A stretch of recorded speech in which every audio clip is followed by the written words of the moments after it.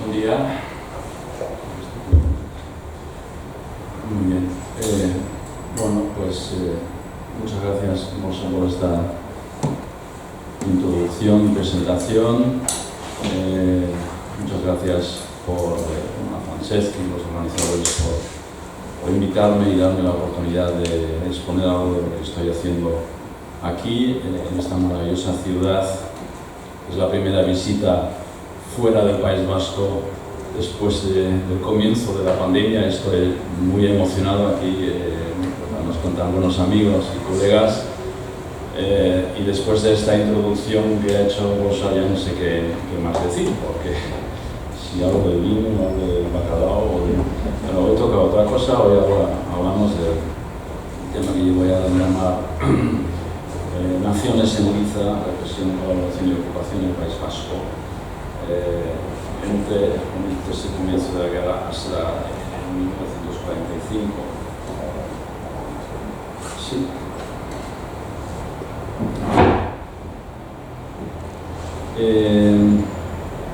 Más o menos he estructurado mi intervención en 5 o 6 puntos diferentes, 5 puntos y unas conclusiones. Voy a empezar constatando que se trata realmente todavía de una laguna historiográfica. Después voy a retroceder bastante más allá de 1936 para, aunque sea muy breve, hablar algo sobre la gestación del particularismo vasco a partir del siglo XVII, porque eso es importante para explicar luego la pluralidad y el pluralismo de la sociedad vasca cuando empieza la guerra. Voy a dar unos datos sobre la dimensión de la represión en el País Vasco. Voy a hablar de un tema del cual, como luego voy a insistir, todavía no sabemos realmente mucho de los otros vascos, lo mismo los otros vascos, de la colaboración y la acomodación.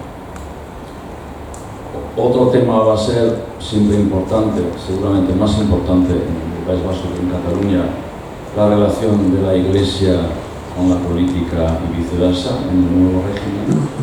Y luego voy a llegar a unas conclusiones. Bien, en primer lugar, cuando yo empecé a preparar un poco esta charla hace ya bastante tiempo, porque quería ver un poco las cosas que habían y reflexionar con tiempo, me di cuenta de que realmente sabemos bastante más sobre los vencedores,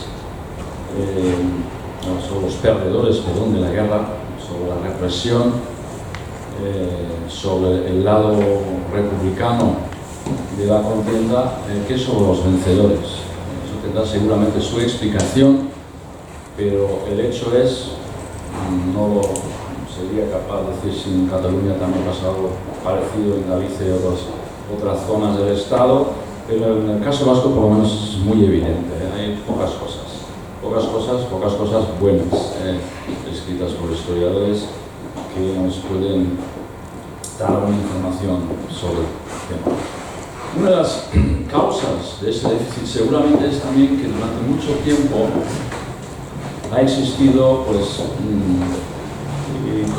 con una capacidad de divulgación y de penetración social importante, pues un gran, poderoso estereotipo, ¿no?, que calificaba a los vascos, al pueblo vasco, a la nación vasca, como la oposición al franquismo, los resistentes, los defensores de la libertad, etcétera, etcétera. Quizá tenga que ver también algo con la historia posterior de ETA, etcétera, etcétera. Pero bueno, pues mucha gente, sin pensarse demasiado, pues cuando habla de los vascos, pues inmediatamente se coloca en el lado, digamos, democrático, republicano de la contienda, cosa que no coincide del todo, como vamos a ver, con la realidad. Y yo creo que si una de nuestras, digamos, uno de nuestros quehaceres como historiadores es deshacer estereotipos y acercarnos un poco más a una realidad que normalmente suele ser bastante más compleja, pues esa puede ser una de las ocasiones, compleja y también incluso contradictoria, ¿no? Por lo tanto, Pues en este momento lo que podemos hacer, o lo que quiero hacer, no es presentar el resultado de una investigación ya acabada y completa, sino, bueno, pues aportar algunas informaciones disponibles, avanzar algunas hipótesis, plantear preguntas y quizás señalar también nuevas sendas de investigación. Y decía, para ello, para entender lo que pasa después, hay que echar un vistazo incluso pues, al siglo XVII, porque es entonces cuando, por lo menos a través de las fuentes, descubrimos los primeros rasgos de lo que Anthony Smith llamaba el proceso de etnogénesis, es decir, la aparición de una conciencia particularista de que los vascos pues, son algo diferentes a la otra gente que vive ahí, que tienen algo en común, y hay escrituras, hay otros que incluso empiezan antes, que inventan por primera vez el término, el topónimo en euskera de Euskal Herria, que significa pues, el país de los que hablan la lengua vasca. Y la primera vez que realmente no solamente aparece este topónimo en una publicación, sino incluso donde su autor, el párroco de Sara, del Palau del País Vasco francés, define también quiénes forman parte de esto, es en esta famosa obra de la literatura vasca, Gelo, de Pedro Axula, donde define, como podéis leer en esta cita, los diferentes territorios que forman esa Euskal Herria, unida por esos rasgos étnico-culturales, sobre todo el tema de la lengua. Es la primera vez donde ya se define, y a partir de este momento pues, se desarrolla este particularismo cultural, étnico en el País Vasco y, por lo tanto, produce un gran pluralismo identitario en esos territorios, ¿no?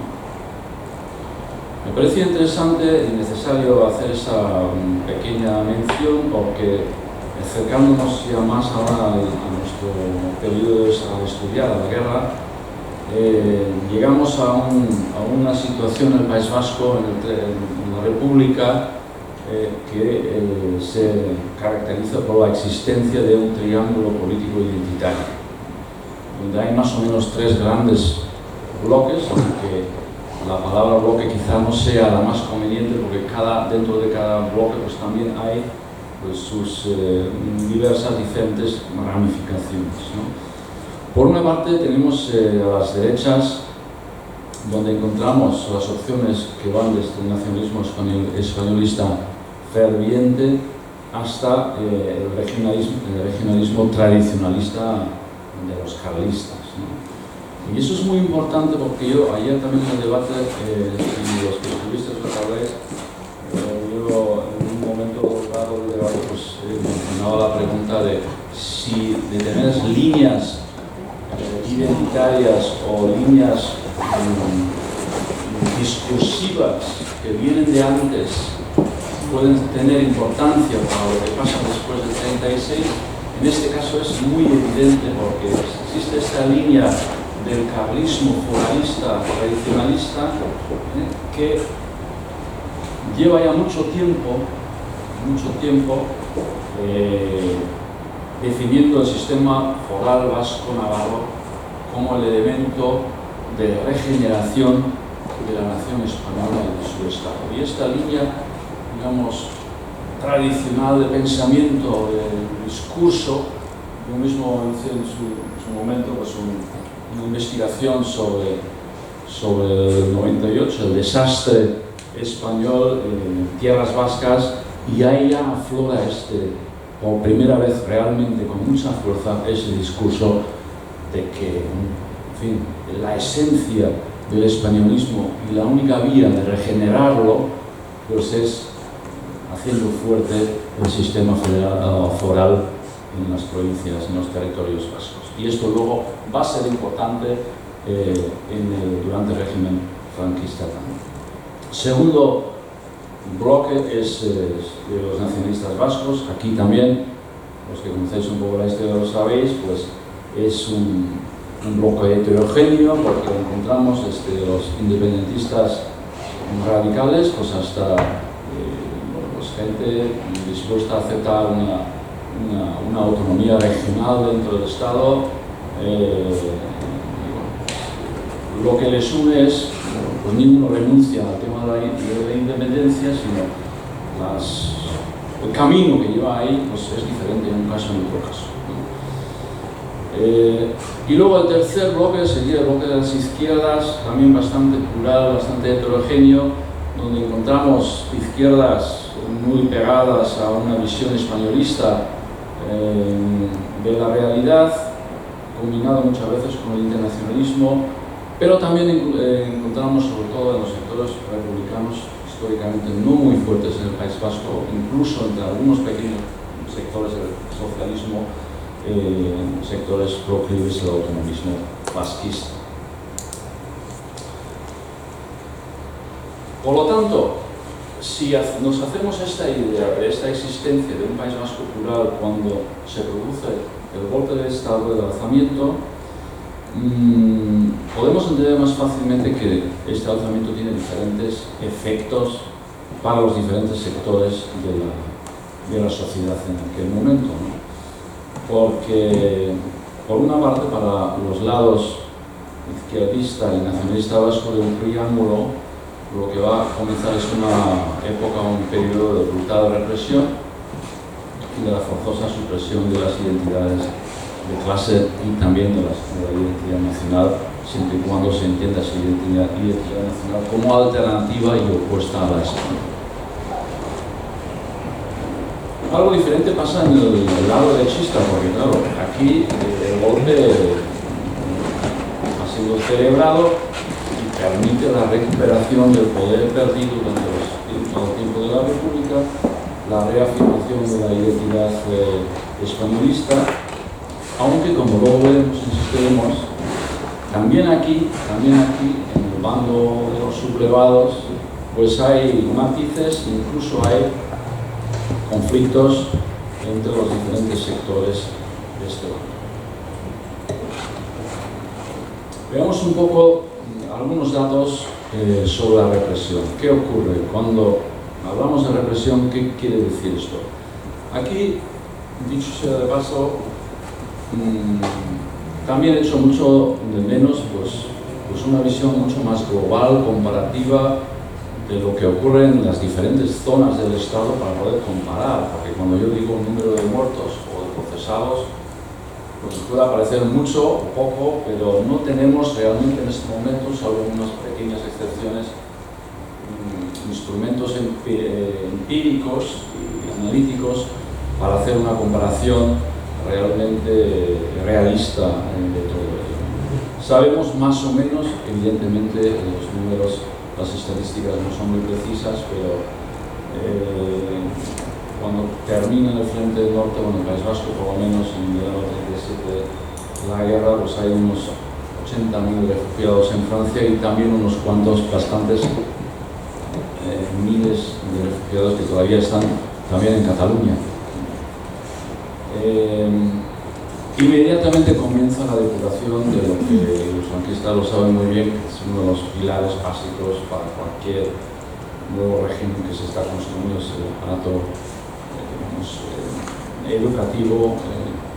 Pues conocemos el número de porcentaje bastante fidedigno, un 25% del magisterio vasco navarro, maestros, maestras, sufrió algún tipo de sanción. Se suprimen los conciertos económicos en Vizcaya y en Guipúzcoa, mientras Navarra, que se había sumado al alzamiento, y Navarra también, pues siguen vivos. Se prohíben los partidos políticos, los sindicatos, y solamente por el estudio de Zuriaga sobre Vizcaya, la represión en Vizcaya, que está muy bien, conocemos el hecho de que entre 37 y 45, pues más de 32.000 personas son procesadas por procedimientos sumarísimos. Hay un total de 1000 condenas de muerte, la mitad ratificadas y la otra mitad conmutadas. Y es interesante ver que de estas condenas de muerte que suman los tribunales en Bilbao, Asturias y Cantabria, la comunidad más castigada fue la socialista, con más del 27% de los casos perteneciendo a un miembro de este movimiento, seguida por el PNV y otras fuerzas de izquierda, centro y izquierda. En Navarra la represión fue mucho más brutal todavía, porque enseguida, en fin, ganan los que se han alzado y se habla de unos 3.000 personas ejecutadas en los primeros meses después del golpe, y además 400 personas murieron en cárceles y desaparecieron sin rastro. Si tomamos todos esos datos en su conjunto, sí podemos afirmar que la represión se cebó proporcionalmente bastante más con las izquierdas que con los nacionalistas. Y aquí aparece un tema que va a ser importante luego en otros apartados de esa charla también, es el tema del catolicismo.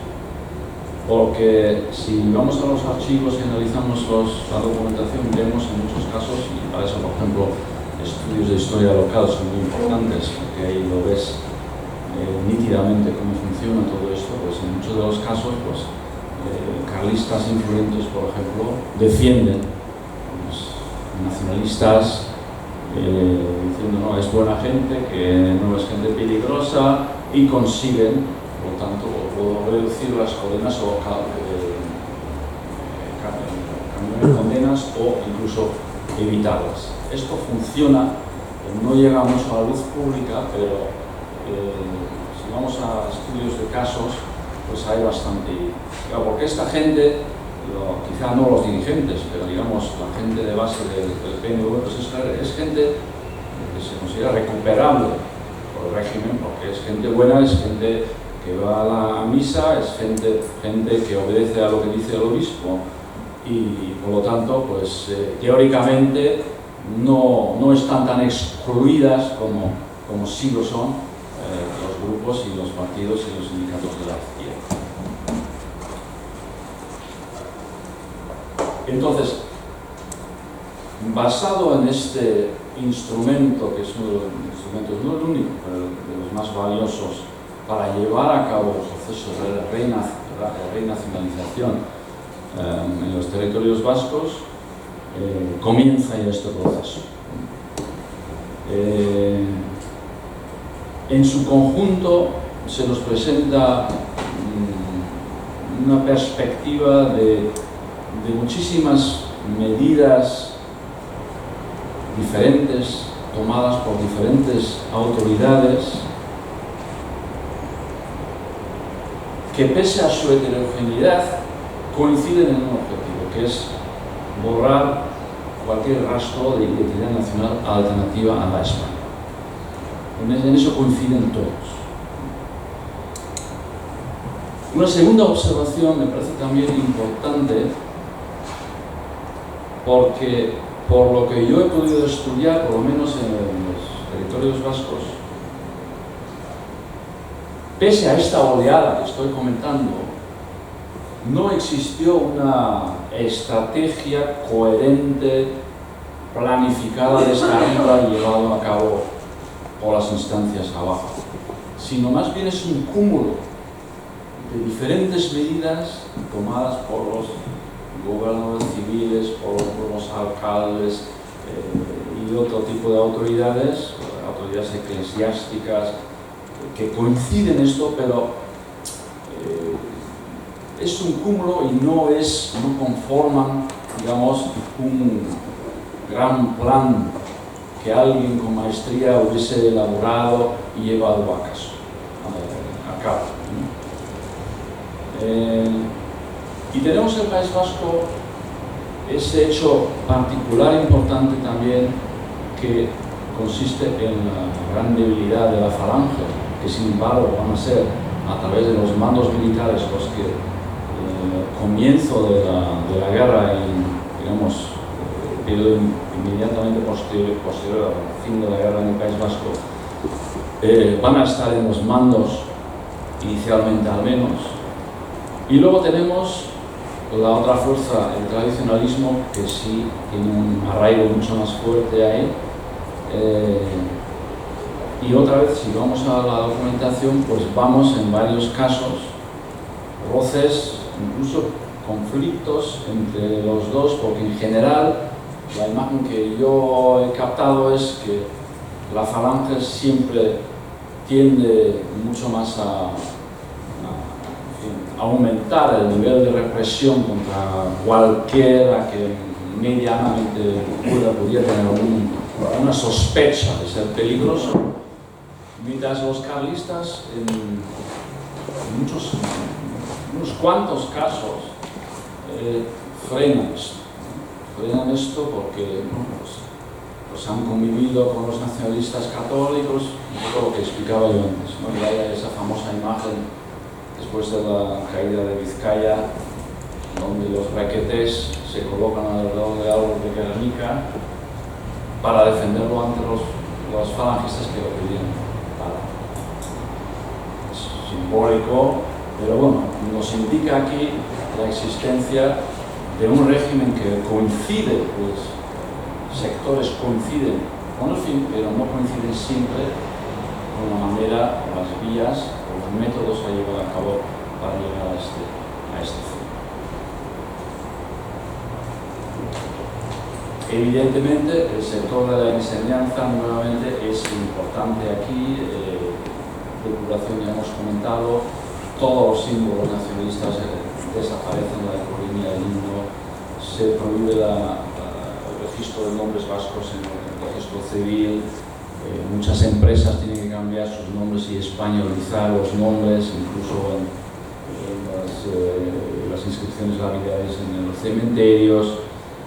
Por lo tanto, yo coincido con lo que ahora Junco dice, calificando pues, este proceso de nacionalización en general, cuando habla del mayor esfuerzo nacionalizador de la historia de España, una nacionalización como sigue impuesta, brutal, católico, conservadora, excluyendo a lo que llamaban la anti-España, que era media España. Veamos un sector particularmente importante, la lengua. La lengua, evidentemente la lengua que no tiene nada que ver con el castellano, pues es difícil venderla como un dialecto del castellano, aunque sí aparece en algunos documentos franquistas la descripción como un dialecto, pero y el hecho de que realmente hasta ese momento la lucha a favor del euskera había sido una lucha muy ligada al mundo nacionalista vasco. Eran realmente los que habían empujado, habían trabajado para avanzar en este sector. Entonces, para mucha gente del nuevo régimen, hablar euskera significaba ser nacionalista, cosa que no coincide con la realidad, pero por lo tanto la lengua estaba evidentemente en el foco de atención del nuevo régimen. Entonces aquí también nuevamente podemos decir que no existe el famoso decreto que prohíbe sin más y en todos los territorios vascos el uso de la lengua vasca, pero sí existe un enorme cúmulo nuevamente de medidas, de decretos en los diferentes ámbitos que coinciden todos en el mismo fin. Hay que echar y expulsar la lengua vasca de la esfera pública, de la vida pública. Y es interesante observar también que los franquistas hacen muy pocos esfuerzos para, de alguna manera, intentar instrumentalizar la lengua a favor de sus fines políticos. Yo he contado y creo que por lo menos durante los años que dura la guerra hasta el verano 37 en el País Vasco, creo que hay solamente dos ocasiones, unas octavillas que se echan sobre los Udais que están defendiendo Vizcaya en ese momento todavía, escritas en euskera horrible, malo y con ortografía española, donde dice, bueno, si os rendís, pues no os va a pasar nada, todos somos vascos y como vascos somos buenos españoles. Una cosa así. Luego hay una locución en alguna radio en Guipúzcoa también en euskera. Son los dos únicos momentos en los cuales el régimen intenta, por lo menos en esa primera fase, instrumentalizar el euskera en favor de sus propios fines políticos.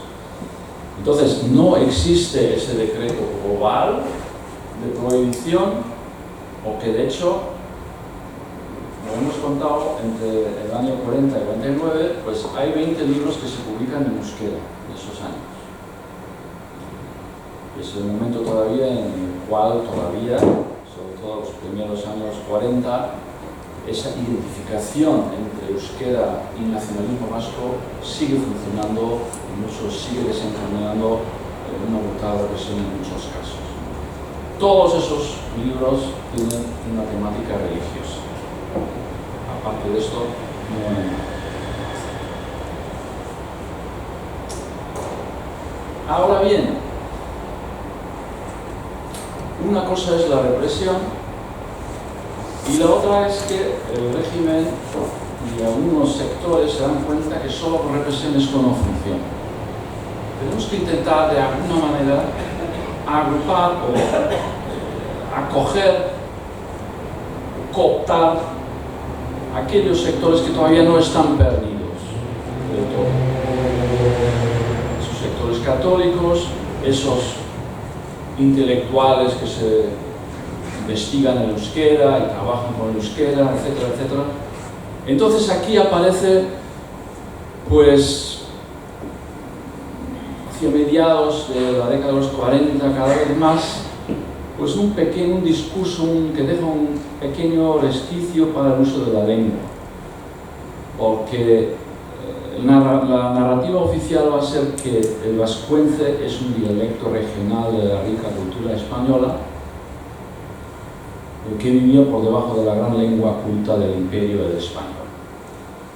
Y mejor que explicar esto, os he traído unas cuantas citas donde yo creo que de forma paradigmática se expresa la lógica de ese pensamiento. Y el propio Franco, en su primera visita a Bilbao, en 1939, dice lo siguiente, ¿no? En el orden filológico, vuestra región, como las otras regiones españolas, conocieron el tesoro de sus caros dialectos.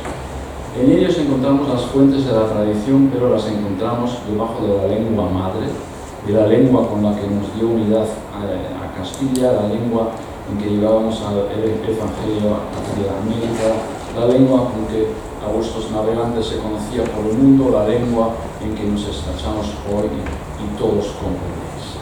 Entonces aquí está bien el euskera, pero claro, es como un afluyente a la otra gran lengua de cultura, de historia, de civilización que es el español o el castellano. Y luego hay otra publicación sumamente interesante o curiosa, publicada por un hombre que quizás conocéis, que es junto con Maeztu, el gran propagandista de la hispanidad, Zacarías Vizcarra, que es un clérigo de origen vizcaíno, euskaldun, habla vasco. Este había estado trabajando durante muchos años en Argentina y luego al comienzo de la contienda le llaman y vuelve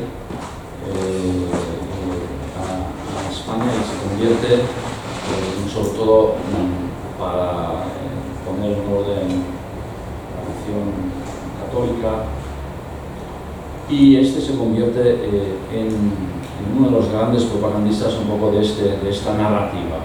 Y este publica en el 39, luego volvemos en otra ocasión a esta publicación, un libro con el significado título de Vasconia Españolísima, del 39, es muy pronto, o sea que incluso se adelanta a lo que viene más tarde, y donde encontramos cosas que, bueno, pues, que no dejan de llamar la atención. Por ejemplo, esto, ¿no? Todos los vascos deberían ser bilingües.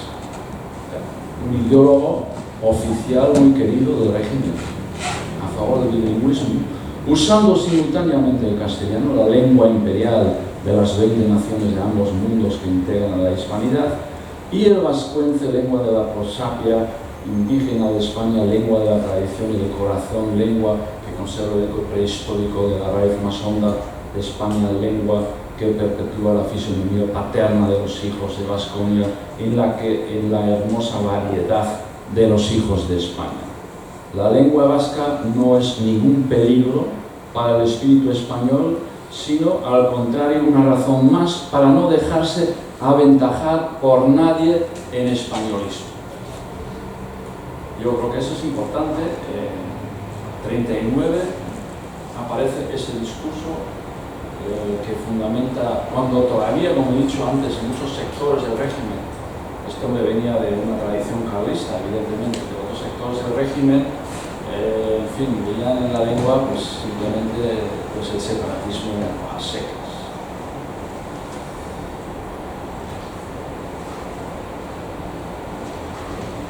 ¿Cómo reaccionan esos vascos y estas vascas, bueno, vascas, las mujeres en este momento histórico, en estas circunstancias no aparecen mucho en las fuentes, realmente? Es un mundo muy masculino, el mundo franquista del País Vasco. ¿Qué reacción produce el establecimiento, la instauración del nuevo régimen de esos sectores? Bueno, aquí también hay que diferenciar, evidentemente, porque hay esos sectores, esa tercera pata del triángulo, podríamos decir, el derechista, que celebran, evidentemente, la instauración del régimen común de liberación. Ahí está también, sobre todo el caso de Navarra, como todos sabéis, se preparó una parte del golpe, están los tradicionalistas, están los requetés, con su papel crucial en la conquista de Guipúzcoa y luego también de Vizcaya. Y luego, aparte de esto, pues hay sectores en la población que simplemente pues, intentan pasar viejas facturas a sus covecinos y empiezan a colaborar porque empiezan a tratar a sus conciudadanos o motivos diversos, y ahí tenemos ese dato que a mí me parece bastante elevado, el hecho de que 54% de los procesos incoados por la jurisdicción castrense en Vizcaya comenzaron con denuncias individuales. Hay gente que va ahí y dice, este hombre es un rojo separatista, y se empieza el procedimiento. Yo creo que es un número muy elevado. No sé si tenemos números parecidos en Cataluña o así, pero lo que demuestra otra vez más esa complejidad de la sociedad, donde sí hay sectores que inmediatamente colaboran. Existe, evidentemente, y vuelvo a lo que he dicho antes, la posibilidad de redimir los pecados políticos mediante la colaboración o simplemente mediante la cooptación, la aceptación incluso pasiva de la nueva realidad, ¿no? Y es así como se explica el hecho de que, como nos hemos contado entre 1936 y 1949, 23 antiguos nacionalistas fueron designados concejales en Guipúzcoa, y en Álava, anterior a los comicios municipales del 48, encontramos también a 48 simpatizantes y militantes del PNV en cargos políticos. Es gente, bueno, pues que ha decidido acomodarse y de alguna manera, si ya eres un concejal, eso ya es un cargo político, y colaborar con el régimen. Pero no hay que olvidar esos sectores que son absolutamente funcionales cruciales en esa primera fase de establecimiento de instalación de la. Y es interesante observar que, y aquí tenemos un poco ese sincronismo con lo que ocurre en la Segunda Guerra Mundial, cuando ya se perfila que está a punto, puede perder la guerra, pues en el País Vasco el régimen poco a poco introduce ciertos matices en su política, porque cada vez más combina la represión pura y dura con ese discurso con el cual intenta seducir pues esos sectores más o menos proclives, por lo menos por el tema religioso, para ganarles para el nuevo Estado, con el objetivo evidentemente de consolidar su base de legitimidad en estos territorios. Y aquí nos aparece un hombre que, los que conocéis un poco la historia del País Vasco, todo el mundo se recuerda en primer lugar porque es el primer alcalde falangista de Bilbao tras la caída de Bilbao, José María Areilza, que en su primer discurso público que lanza es un discurso tremendo que refleja todo la ansiedad de venganza contra los grupos separatistas. Eso es Areilza. Pero luego hay otro Areilza en el 43, que ya no es sacado de Bilbao con otros cargos, y lo encontramos como protagonista de un esfuerzo por reactivar la famosa institución de los ilustrados vascos fundados en 1765, la Real Sociedad Vascongada de Amigos del País, que también tenía ese tufo de, en fin, de proclive al nacionalismo, aunque no era real, no era verdad. Pero bueno, estaba más o menos, no estaba formalmente prohibida, pero no tenía ninguna actividad y no se sabía qué iba a pasar. Entonces, en el 43, Areilza lanza una ofensiva un poco para recuperar esa sociedad y permitir que funcione, para que gente, a través de ella, gente interesada en la cultura vasca, en la lengua vasca, pues pueda acercarse, aproximarse al régimen. Y aquí también he traído pues, una cita que también yo creo que es muy paradigmática por el contenido y la estrategia que hay detrás. Y dice en este discurso, donde reivindica la tradición de esta sociedad, dice lo siguiente: nuestro amor a España se completa y perfecciona en un entrañable cariño al País Vascongado.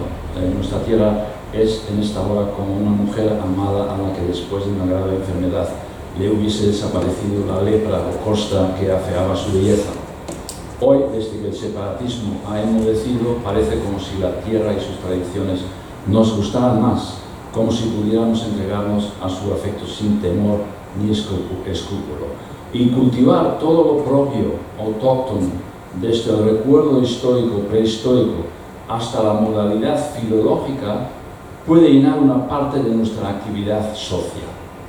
Este es el marco discursivo en el cual él va a conseguir que esta sociedad, eso sí, ya no va a ser escribir con B vascongada como era tradicionalmente, sino con V vascongada, pueda retomar sus actividades, aunque pues con un éxito bastante limitado, en una actividad bastante limitada. El otro caso interesante es el de la Real Academia de la Lengua Vasca, Euskaltzaindia. Otra vez aquí tenemos el tema de la asociación para muchos franquistas del euskera con el nacionalismo vasco, y por lo tanto Euskaltzaindia, como era lógico, muchos de sus miembros, después de la caída de Vizcaya, pues tuvieron que ir al exilio. No así su presidente, este sacerdote, Resurrección de Azcue, que ya en el 42 se esfuerza por reactivar esta Academia de la Lengua Vasca. Y tenía a su favor algunas cosas, porque en la guerra, pese a que Aguirre se lo había pedido, nunca se pronunció oficialmente a favor del gobierno vasco, en contra del alzamiento. Es más, Azcue en la guerra criticó la alianza de los nacionalistas católicos con los rojos, otro punto a su favor. Y luego otro miembro de la Junta, Julio Urquijo, gran filólogo, participó también activamente junto con Azcue en la política cultural del régimen como miembro de la Real Academia Española. Ya en 1938 juraron lealtad al caudillo en el acto de fundación del Instituto de España, que sabéis que es ese instituto que agrupa las diferentes academias, ¿no? Y entonces, en este contexto, Azcue va a hablar con los gobernadores civiles y con otras autoridades del régimen y pide que se legalice Euskaltzaindia. Y le ponen dos condiciones, dice.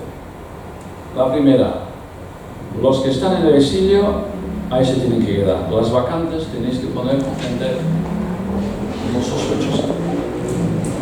Y dos, los miembros vasco-franceses, aquí no pinta nada, que se queden en Francia, y esto es una institución española y por lo tanto ellos no pintan nada aquí. Y Azcue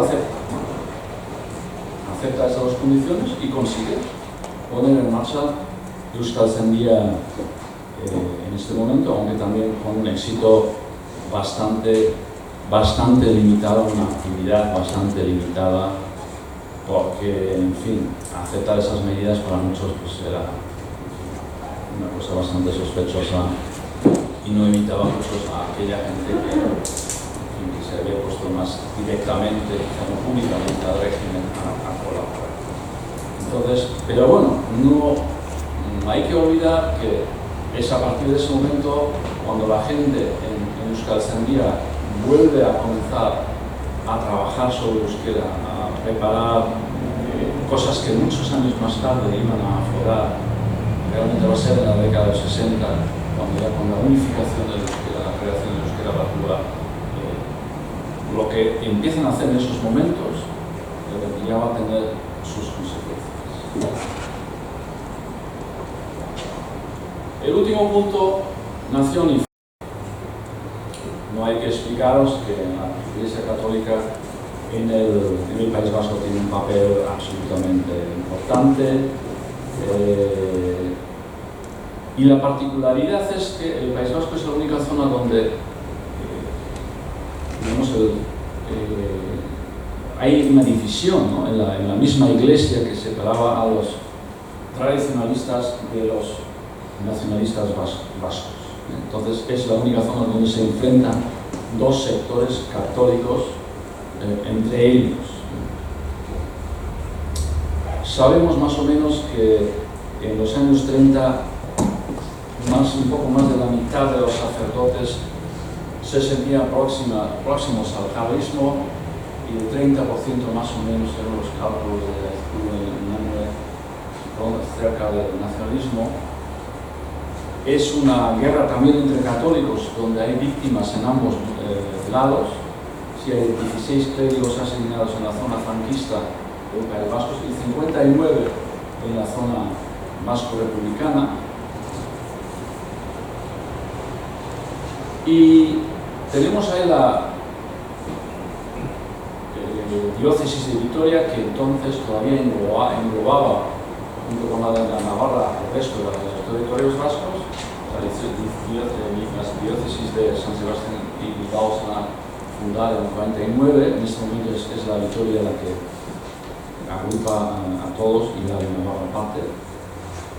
Y su obispo, Mateo Mújica, una persona muy particular, va a ser expulsado o forzado a abandonar su diócesis por los franquistas, pese a haber sido expulsado ya por la República al comienzo de la República en 1931, y pese a haber publicado una y otra vez manifestaciones públicas a favor del nuevo régimen. Pero como para muchos franquistas, sobre todo los franquistas, este hombre seguía teniendo, era guipuzcoano, hablaba euskera y se dirigía a los fieles en euskera muchas veces, ese tufo de nacionalista, pues decían, bueno, esto para arreglar esto, con este hombre no podemos hacer, entonces le presionaron al Vaticano para que se retirara de su diócesis durante 2 años, luego ya consiguió volver, pero no ya a su sede en la diócesis de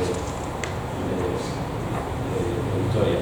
En su lugar es nombrado en septiembre de 1937 por el Vaticano el administrador apostólico de Vitoria, Francisco Javier Lauzurica, otro hombre euskaldun, pero fervientemente franquista, y es bajo su mandato cuando, incluso también por su sucesor en los primeros tiempos de Carmelo Ballester, cuando se lleva a cabo una enorme depuración del clero para eliminar cualquier rastro del nacionalismo vasco.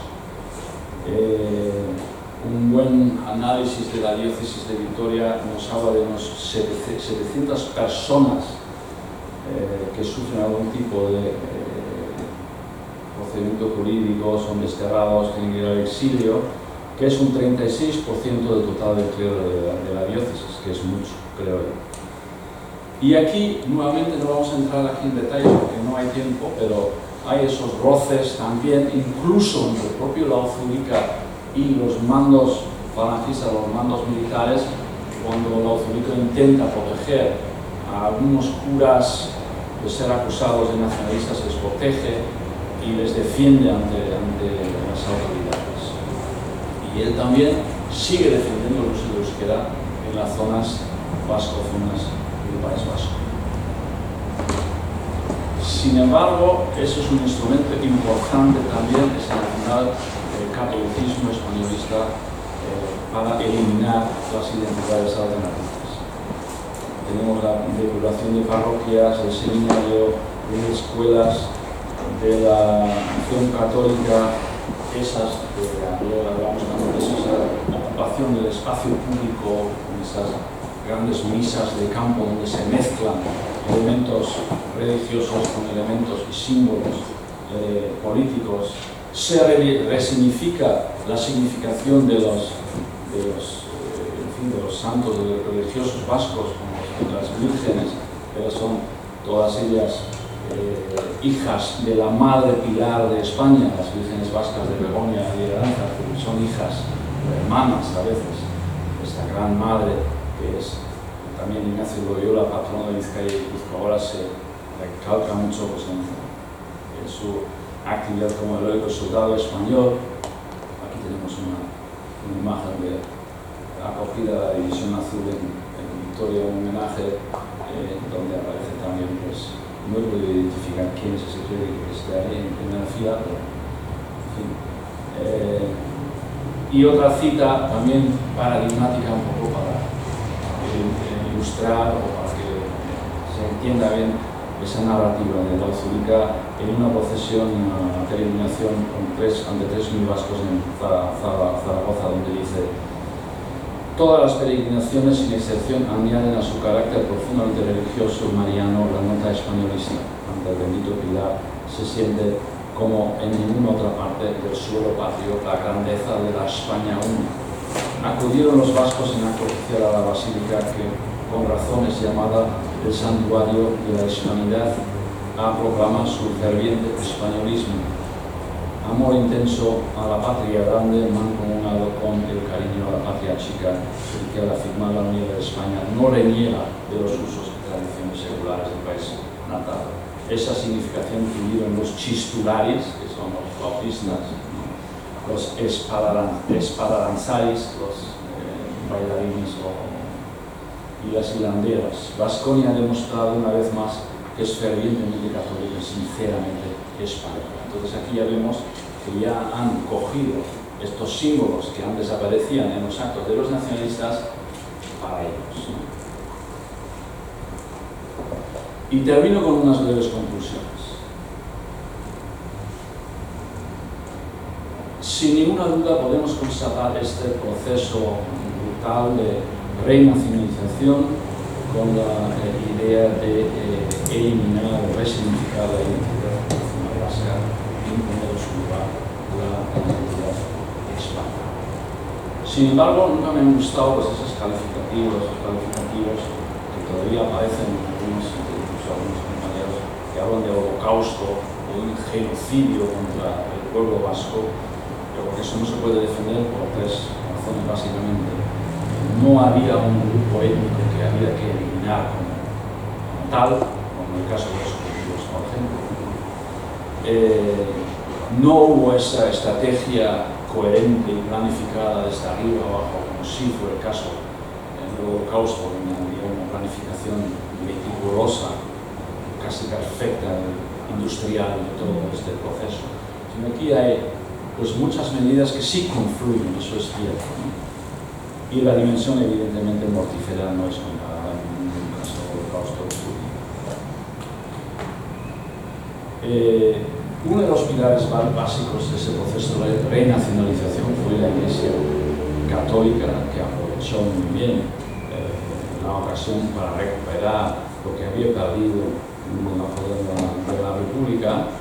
Pero incluso si analizamos bien las fuentes, vemos que esta imagen no es una imagen uniforme, sino detrás, entre bambalinas de alguna manera, pues hay roces, hay conflictos, hay intentos incluso del propio Lauzolika de defender a algunos de sus curas, defender el uso del euskera. Hay un momento donde hay dos decretos, uno del gobierno civil que prohíbe el uso del euskera en las misas y otro de Lauzolika que dice no, que hay que, en las zonas donde no se entiende otra lengua, pues hay que hablarse.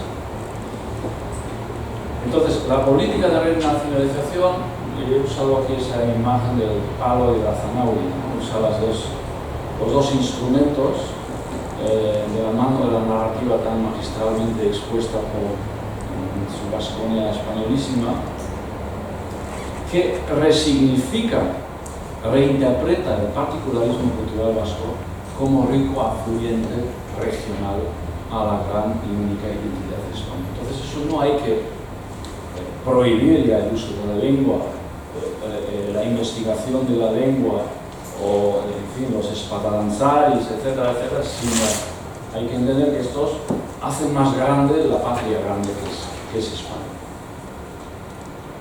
Y esta narrativa sí facilitó la aproximación al régimen de determinados sectores intelectuales en torno a la Sandía, en torno a la Real Sociedad Amigos de Vasconada, Amigos del País y otros elementos o otras entidades.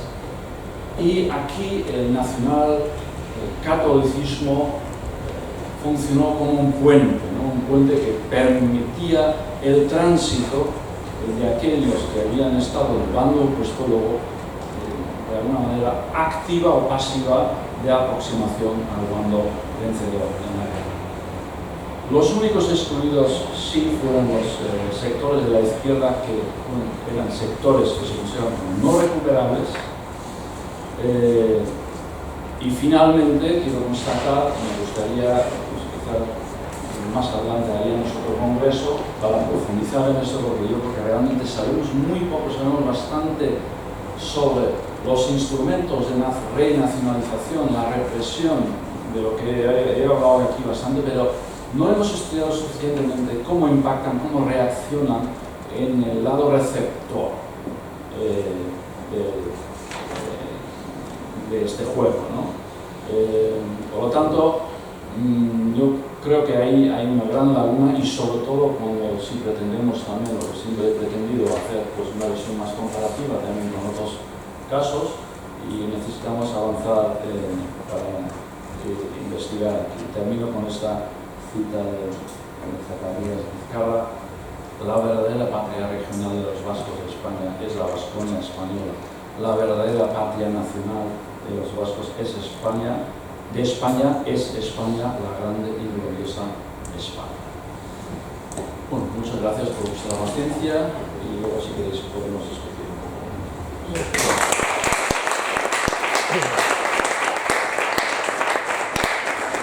Muy bien, muchas gracias, buenos días a todas y a todos por su presencia, muchas gracias a Pancho por esta cariñosísima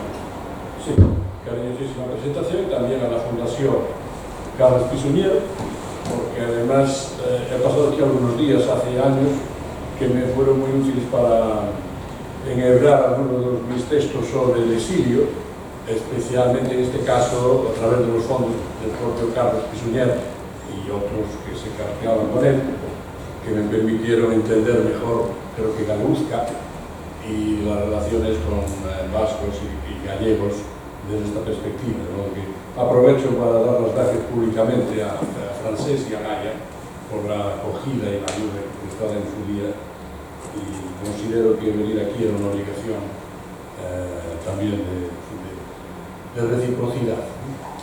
Bueno, esto ya me lleva a un punto que no se ha tocado, pero que está en el fondo de las intervenciones de ayer y de hoy, que se trata más bien de hacer una reconstrucción de lo que ha pasado después de la guerra en las naciones valencianas, sea en Cataluña, sea en el País Vasco, sea en Galicia. Cada una con un perfil distinto, y yo no me puedo apartar de esta idea porque lo que voy a presentar del caso gallego es un poco diferente, o bastante diferente en algunos aspectos. También es diferente la propia historia de la comunidad política gallega, sus logros y sus fracasos, y con algunas características que desde el principio quiero señalar. Y la más importante es que, a pesar del esfuerzo que incluso antes de la guerra civil se hizo en Galicia por parte del galleguismo, del nacionalismo llamado galleguista, por construir no solo un sujeto nacional, sino una movilización y una organización política que lo representase, es mucho más débil que lo que sucedió en el caso de Cataluña, en el caso del País Vasco, donde lograron, una vía por otra, formar gobiernos, llevar los gobiernos al exilio, defender sus posiciones durante 40 años con más o menos eficacia, pero defenderlas. Esto plantea pues, una distancia bastante considerable respecto a la situación de Galicia. El segundo punto es que digamos, la identidad nacional gallega tiene un fundamento muy claro en la cultura y no tanto en la política. Es verdad que es política, pero los instrumentos culturales, sean agrupaciones, sean asociaciones, sean publicaciones, el propio Castelao dijo en muchas ocasiones que hacía más por Galicia un poeta que 20 personas organizadas en un pueblo. Es difícil de creer esto, pero el poeta es como sería, idealmente, como la encarnación de una esencia nacional, ¿no? Y esto lo decían también durante la guerra y después de la guerra. De modo que la cultura, en este sentido, ha sido, y lo sigue siendo, yo creo, aunque con otros matices, no ha sido muy claro en la República y en el exilio, no ha sido muy claro en la transición democrática, donde casi no había o no fueron agentes o actores fundamentales partidos políticos nacionalistas, bueno, las había, pero eran agentes o actores secundarios, no en comparación con lo que pasó en el País Vasco y en Cataluña. Y esto es lo que me justifica que pueda centrar mi intervención en algo así como la reconstrucción cultural de Galicia después de la guerra, es decir, qué paisaje cultural se diseña después de la guerra civil, entendiendo por este paisaje cultural un aspecto limitado, porque no voy a hablar de lo que hacía pues, la prensa oficial ni lo que pensaban los franquistas respecto de la situación que estaba Galicia, sino cómo se reconstruye lo que había quedado deshecho por la guerra civil y en la primera posguerra. Y esto me lleva a que señalaré sobre todo 3 puntos. Uno es la fuerza, aunque numéricamente es muy baja, del exilio para mantener viva la cultura gallega fuera de Galicia. Y esto le da más importancia porque relativamente y cualitativamente es más fuerte que el caso catalán que el caso vasco. No cuantitativamente.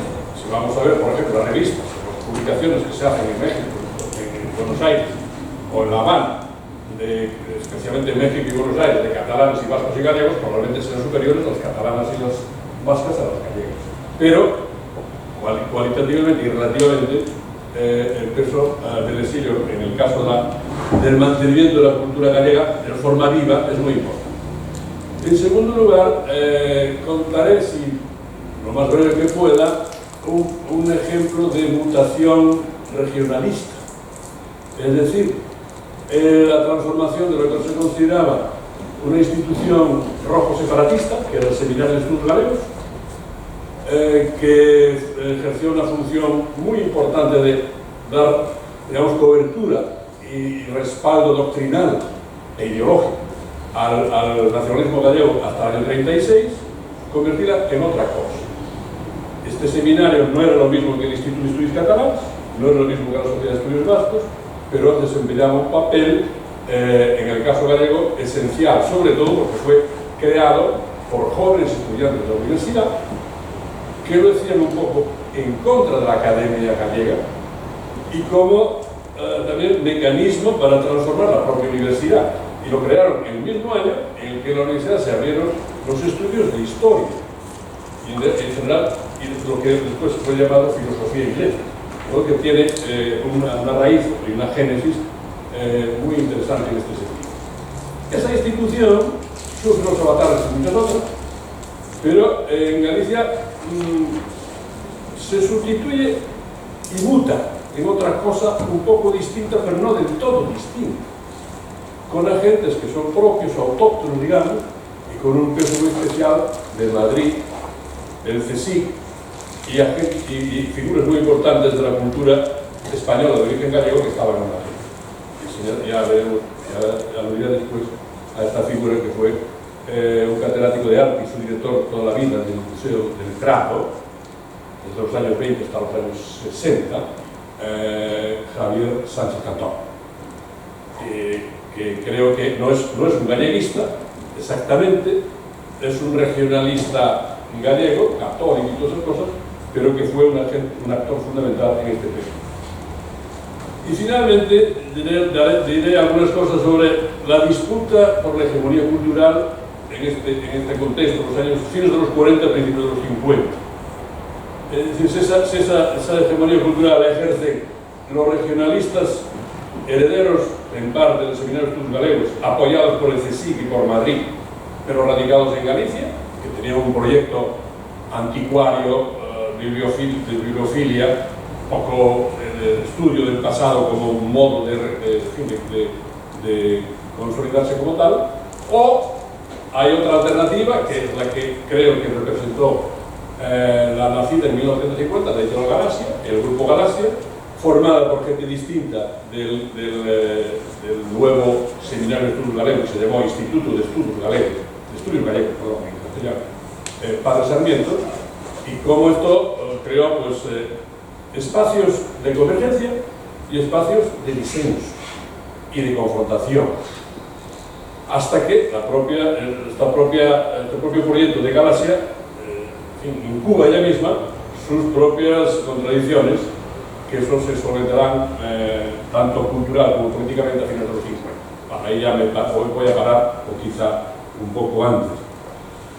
Entonces, para entender el paisaje después de la guerra, es evidente que tenemos que partir de que en Galicia solo hubo guerra 2 o 3 días, o 5 o 6, es decir, que no hubo un frente de guerra. Esto plantea ya una distinción bastante clara respecto al caso vasco, caso catalán, o Madrid, o Valencia, o lo que sea. Esto no quiere decir que no haya habido represión, que la hubo y muchísima, quizá por no haber habido guerra, por no haber frente de guerra. Pero esto es otra cuestión. En todo caso, lo que sucede con la sublevación del 36 es que, digamos, separa un proceso que estaba germinando, que no estaba todavía maduro, que era un proceso de construcción de un nacionalismo político y de un entramado cultural que lo soportase, que estaba en agraz, podríamos decir, se parece. Y esto es lo que es mucho más grave que si hubiera estado ya consolidado, incluso que hubiera sido reprimido, porque se reprime lo que todavía no ha nacido del todo. Esto es un matiz, creo que muy importante. Claro, la guerra viene menos de un mes después de haberse realizado el plebiscito del Estatuto de Autonomía. Lo que, en fin, podríamos transponer una frase del título de un libro de Castelao, que se llama Alba de Gloria, que imaginó una Galicia del 25 de julio, una Galicia, la patria gallega en marcha a través de una santa compañía, con todas las figuras de la historia de Galicia que iban por el cielo gallego, representando cada uno su papel, que es un discurso que deberías conocer todo el mundo gallego y no gallego. Pero en fin, imaginemos que era un alba de gloria, y a los pocos días comenzó lo que después otro poeta, Castelao no era poeta, pero casi, llamó Longamente de Pé, que es José Sevilla Ferreira, muy conocido aquí en Cataluña, y editado y reeditado en Cataluña. Dicho de una forma un poco más, bueno, también poética, pero no tan prosaica, lo dijo otro poeta, Álvaro Cunqueiro. Este poeta, que era un joven poeta, el año 36, 2 días o 3 antes de producirse el plebiscito del Estatuto de Autonomía, dice que era la ocasión histórica para que Galicia lograse ser anosada. Anosada quiere decir hacerse nuestra, o sea, hacerse suya, propia. Esto lo dijo el 24 o 23 de junio de 1936. Un mes más tarde, 25 de julio del año 37, del 25 de julio del año 36, le escribe una carta un poco extraña a su amigo de estudios de Santiago, que era Felipe Fernández Arnés alias Augusto Asía, donde dice lo siguiente, en una carta que está escrita en gallego: entró un tropel de voces e armas en Galicia, y hasta el gobernador militar de la provincia citó nunha proclama ao Dante. La verdad es que o estaba ciego o quería envolver la situación en la que estaba viviendo en un celofán poético.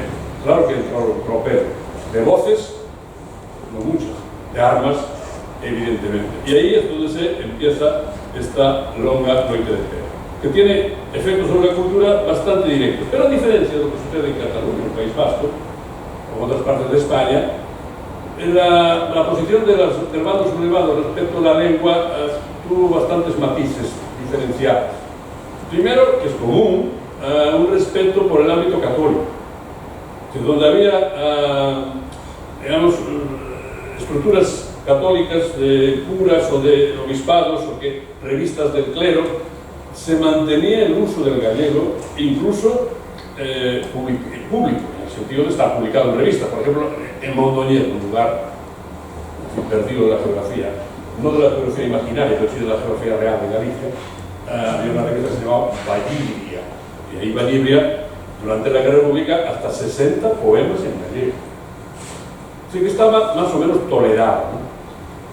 Es evidente que la posición del gallego se refería al ámbito propiamente popular, porque el 80 o más del 80% de la población lo usaba, lo empleaba, no lo escribía, no lo estudiaba, pero era su idioma natural.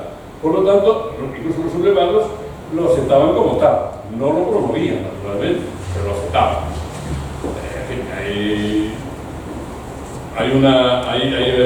Hay ejemplos, hasta el propio Franco, con perdón de la cita,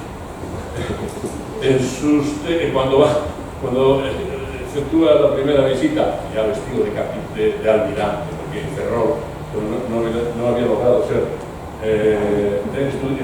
no había logrado ingresar en la Academia de Marina. Al terminar la guerra se presenta como almirante. Y tropieza un poco al bajar del barco, se veía que no era un marino total, y dijo: para mariñeiros nós, Y es una frase muy propia del ámbito marinero. Aquí, claro, ¿quién se va a meter con nosotros? Para marineros no. Dicen las crónicas que dijo. Esto no es una anécdota, solo ilustrar la cosa. Que el gallego se podía usar de una forma diglósica, como lengua popular, lengua de las criadas, lengua que tenía un cierto sentido, una cierta gracia, pero no como un uso público, elegante y salieron algunos libros, de todas formas, incluso durante la guerra, y con casos curiosos. Por ejemplo, en un pueblo, en una villa del norte llamado Ortigueira, que había mucho peso del fanatismo allí, Cunqueiro fue a dirigir una revista llamada Era Azul, y el cura de la localidad publicó un libro entero en gallego, A Fala das Musas, un título bien expresivo, con un prólogo de Cunqueiro en castellano.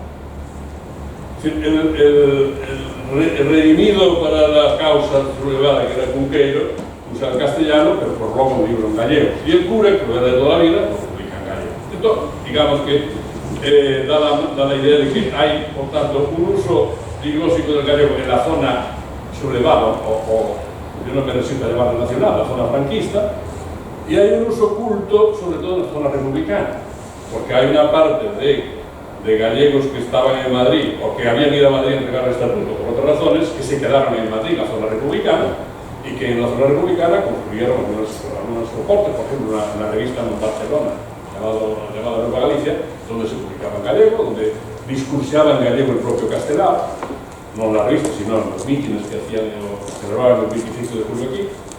Publicó los álbumes de guerra en la zona republicana y luego lo llevó en sus viajes al exterior. Es decir, que en la guerra, en la zona republicana, había un uso más elegante, más culto de la lengua gallega, solo popular en el sentido que lo usaban los combatientes. Por ejemplo, hay un periodista gallego-cubano que siguió toda la guerra en las columnas de Lister, publicó muchos artículos en el Mundo Obrero y otras cabeceras, cuenta cómo Lister se hablaba con los segadores gallegos que quedaron en la zona republicana, hablaban en gallego y todo eso. Es decir, que la lengua estaba viva, pero era una lengua popular, de uso común, cotidiano, etc. Aparte que ya, como decía este periodista, a Lister le importaba mucho más el martillo que la hoz. Es decir, que los segadores no le importaba mucho. Lo que le importaba es que asumieran su propia posición comunista. O creo que la metáfora quiere decir eso, el martillo más que la hoz. Bueno, sobre esta posición se produce un traslado en parte de la riqueza cultural de Galicia hacia el exilio, un exilio minoritario, porque los exiliados gallegos o fueron compañeros de los republicanos que salían por la frontera francesa en Cataluña en el año 39, hay muchos ejemplos, o fueron algunos que se fugaron desde Galicia por vías distintas, sobre todo por vía Portugal. Todos estos, más o menos, fueron docenas, o no llegaron a centenas, se instalaron en Buenos Aires, sobre todo en México, y ahí construyeron lo que Castelao llamó la Galicia ideal, es decir, una Galicia ideal que no había en la Galicia real. Y en esa Galicia ideal comenzaron a publicar libros, a publicar revistas, a hablar en gallego y a defender la posición de la cultura gallega. ¿Por qué? Porque tenían una obsesión lógica que era evitar que se destruyese lo logrado durante la Segunda República y poder algún día devolver aquello que estaban conservando. Y hacen revistas, publican unos 60 libros en Buenos Aires, no todos en gallego, pero muchos más en gallego que dentro de la Galicia real. En la Galicia real se publican 2 o 3, en la Galicia ideal se publican casi 20, y además muchos otros de tema gallego. Las revistas en cabeceras tan importantes como MC, como Sudamericana, que fueron y son todavía editoriales vivas hoy, como otras más vinculadas a ellos, como Nova, como Botella al Mar, etc. De esto, en fin, los exiliados eran conscientes, pero también eran conscientes de que estaban, digamos, en una posición difícil y políticamente también difícil, porque a pesar de los esfuerzos de Castelao por reconstruir Galeuzca y reconstruir o construir el Consejo de Galiza y tener una estructura que pudiese ser comparable al gobierno vasco y al gobierno catalán en el exilio, su dimensión, su influencia y su capacidad y sus recursos eran infinitamente más pobres, ¿no? En fin, el Consejo de Galiza tenía un patrocinio de 12 ilustres emigrados en Buenos Aires, que ponían unos 50 pesos a cada uno, y que con eso pagaban más o menos un secretario a tiempo parcial durante un año y las cartas y telegramas que enviaba a sus colegas políticos, es decir, que no nada comparable a la estructura que tenía el gobierno vasco, incluso los partidos catalanes, nosotros el gobierno vasco. Bien, en este panorama es donde hay que establecer lo que consideraban los exiliados y muchos que estaban dentro, lo mejor que habían hecho la República, que era haber construido un entramado cultural por debajo de la acción política partidaria. Y esto, una pieza esencial había sido la revista NOS, la editorial NOS, donde se publicaron muchos libros, novelas y ensayos de la generación NOS y de otros, donde estaba publicado, no llegó a distribuir 6 poemas galegos de Federico García Lorca, que luego se distribuyó mal que bien en Buenos Aires, donde estaba a punto de llevar a imprenta la traducción, no al gallego, sino al castellano, pero era una apuesta del Codex Calistinus y muchas otras cosas, o sea, toda la obra de Risco, de Otero Pedrayo, y de una parte de Cabanillas, Villar Ponte, etcétera, de Castelao, también algunos, estaban publicados en esta editorial NOS, por tanto, formaba parte de ese entramado cultural. Y la pieza que unía todo era el Seminario de Estudios Galegos, al que me refería antes.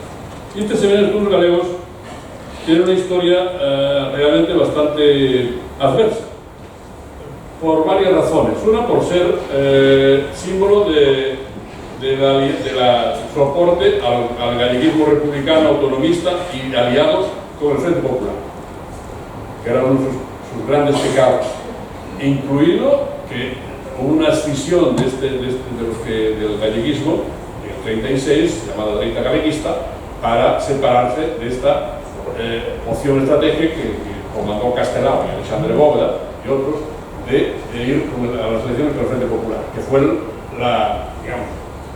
el motivo fundamental era garantizar un plebiscito positivo, cosa que lograron el 28 de julio de 1936.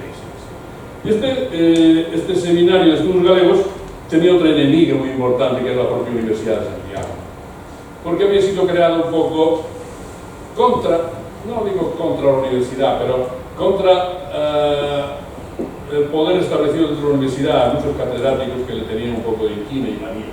Y el 36 aprovecharon para denunciarlo, para bloquear su propia reconstrucción, alegaban que era una institución que era ilegal. Naturalmente, no estaba en la estructura de la administración del Estado, ni de la República, ni de Franco. En fin, todo esto llevó a que se empezó a pensar qué hacer con el seminario. De hecho, todo se puede reconstruir bastante bien a través de una correspondencia epistolar entre Sánchez Cantón y Figueira Valverde. No solo esta, pero esta es especialmente importante porque cuenta todos los pasos seguidos desde el 39 en adelante, hasta los años 60, en fin, lo que nos importa son los años 40. Una de las primeras cartas que Sánchez Cantón escribe a Figueira, después de estar 3 años en Madrid y no haberse relacionado en nada, no sabían uno del otro, pregunta, ¿qué hay del seminario? Le hizo otra cosa, dice, estuve estos tiempos en Madrid dedicado a escribir una novela que no acabé y un vocabulario gallego, diciendo, la tierra fue mi obsesión.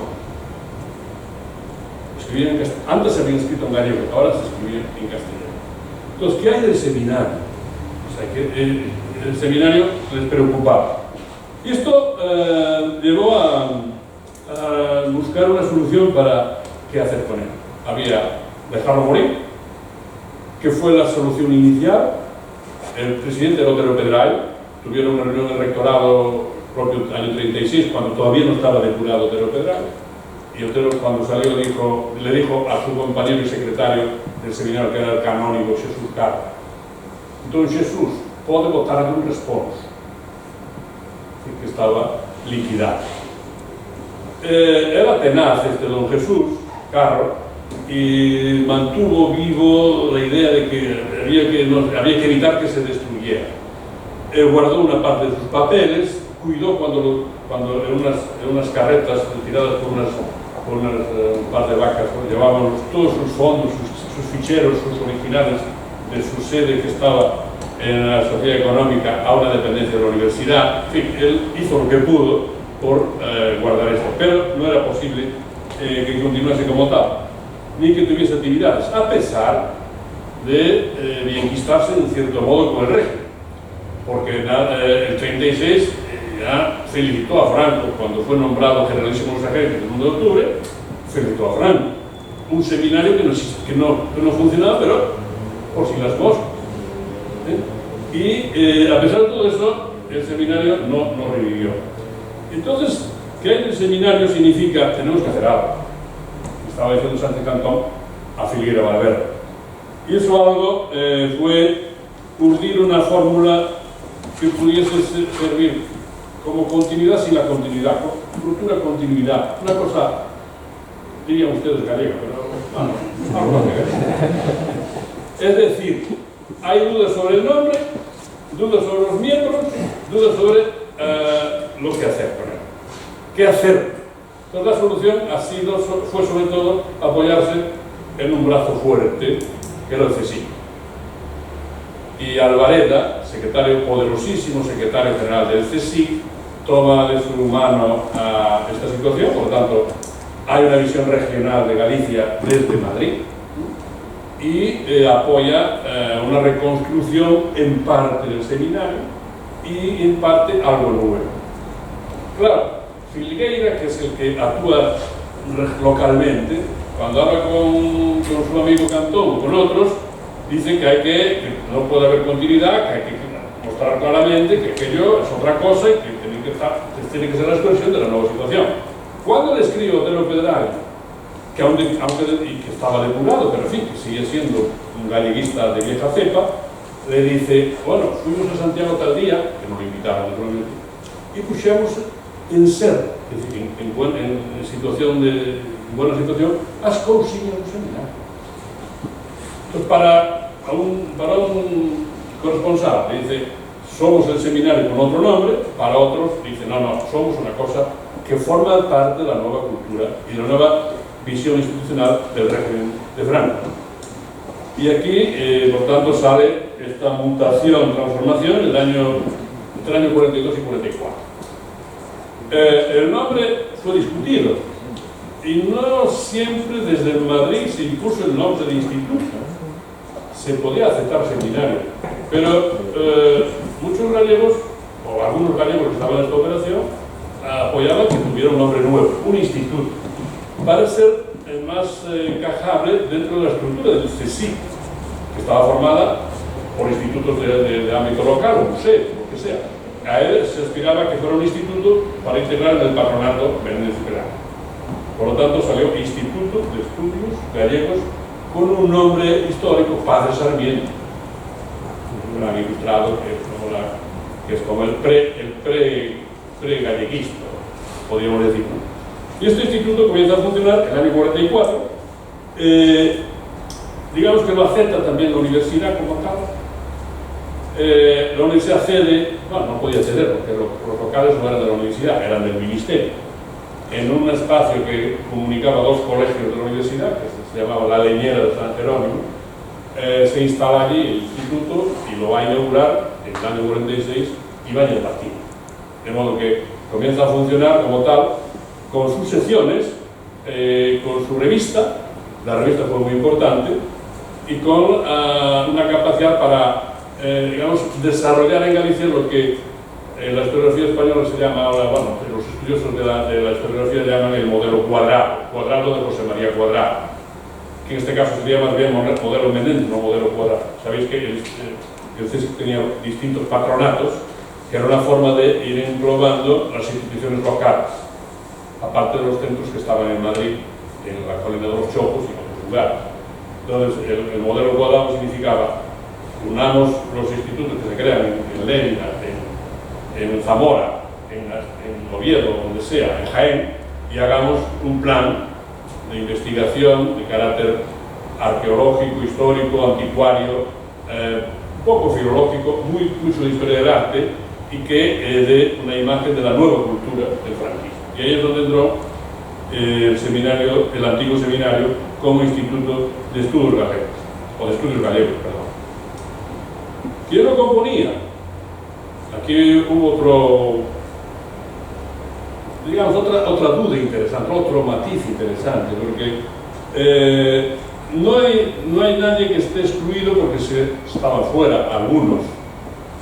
De los grandes fundadores, que habían sido 7, 4 eran importantes.